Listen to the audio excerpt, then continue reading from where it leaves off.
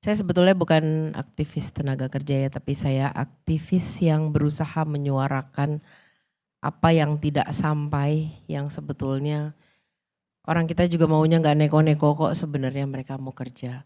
Jadi sebetulnya tadi saya udah buat catatan tuh, saya mau ngomong ini ya sampai sana, saya mau ngomong itu sampai sana gitu.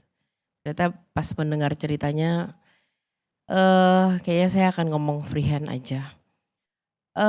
Saya seorang pekerja sosial selain saya seorang aktivis. Seorang penggerak gerakan namanya Rumah Harapan, udah 18 tahun. Yang saya sebut rumah itu Indonesia, di mana semua orangnya yang tinggal harusnya punya harapan. Dan kalau lihat baju saya nulis rakyat tiri. Semakin saya menjadi aktivis, saya menyadari bahwa warga Indonesia itu terbagi menjadi dua kelompok, rakyat kandung dan rakyat tiri.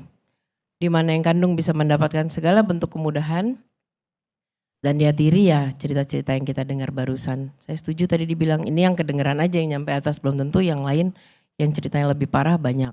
Sementara kalau kita menjadi rakyat kandung, bahkan kita tidak memadai, undang-undang pun bisa dirubah supaya besok dia bisa dapat pekerjaan. Jadi iya kan, nah pekerjaan buat saya, lapangan pekerjaan tuh hal yang 11-12 sama HAM dan beberapa hal seksi lainnya. Kalau lagi segala bentuk pemilihan itu akan diucapkan, tapi tidak seksi untuk dikerjakan. Saya tidak akan bicara berat karena saya kalah lah kalau soal detail dengan bapak-bapak yang udah ada di sekitar saya sini. Saya cuman pegerak sosial. Yang saya tahu hari ini memang masyarakat kita susah. Susah, nggak ada itu yang namanya sekolah gratis. Nggak ada yang namanya pelatihan gratis. Ya sejak itu namanya gratis akan ada segala biaya-biaya lain yang kalau dijumlahin juga jumlahnya sama anyway atau lebih malah. Masyarakat kita nggak nyari macem-macem, mereka bukan keluar rumah dengan harapan, oke gue pulang malam ini harus punya tas brand ini atau handphone ini atau no. Mungkin mereka berdua bisa paham apa yang aku omongin gitu. Gue cuma bisa pulang, pengen pulang bapak ibu gue bisa makan, anak gue bisa beli susu. Sementara anak sekarang lahir aja, salah satu barang termewah dan mahal yang ada di Indonesia adalah popok.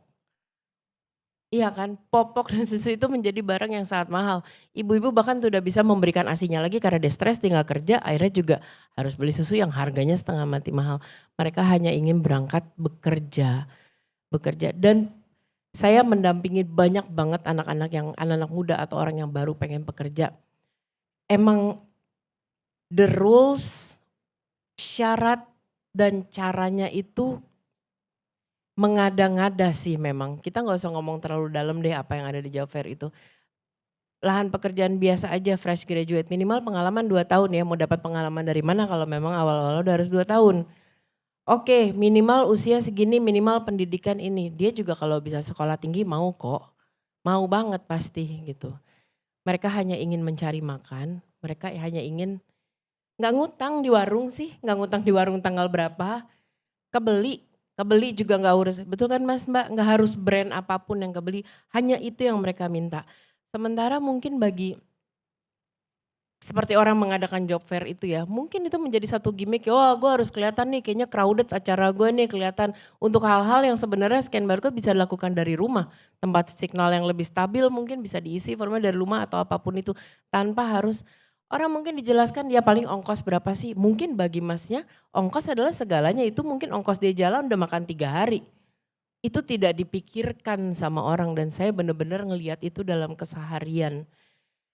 Saya yakin mereka yang berangkat bekerja atau mencari pekerjaan itu nggak peduli sama regulasi pemerintah, hubungan pemerintah dengan para investor dan nggak peduli dan saya juga bahkan nggak mau tahu. Yang saya tahu orang-orang ini tidak pengen berutang, mereka pengen makan, mereka kepengen bekerja. Udah saatnya pemerintah kita entah gimana caranya yang harus dibela duluan dan dipikirkan duluan itu adalah ya kalau NKRI itu ya Negara Kesatuan Republik Indonesia, bukan Negara Kesatuan Republik Investor atau Investasi. Saya cuma bisa mewakili suara mereka, mereka hanya ingin bekerja. Saya bukan orang teknis yang tahu gimana caranya merubah undang-undang atau apapun. Tapi saya yakin kakek saya pernah ngomong, almarhum B.J. Habibie, Melanie, dulu saya masih jadi aktivis untuk lingkungan lah, alam segala macam. beliau pernah ngomong, "Mel, kamu mau bela Indonesia, stop fighting soal sumber daya alam lah, ini apa segala macam. Yang kamu harus perjuangin adalah sumber daya manusianya, which is adalah pekerjaan, kesehatan, dan pendidikan."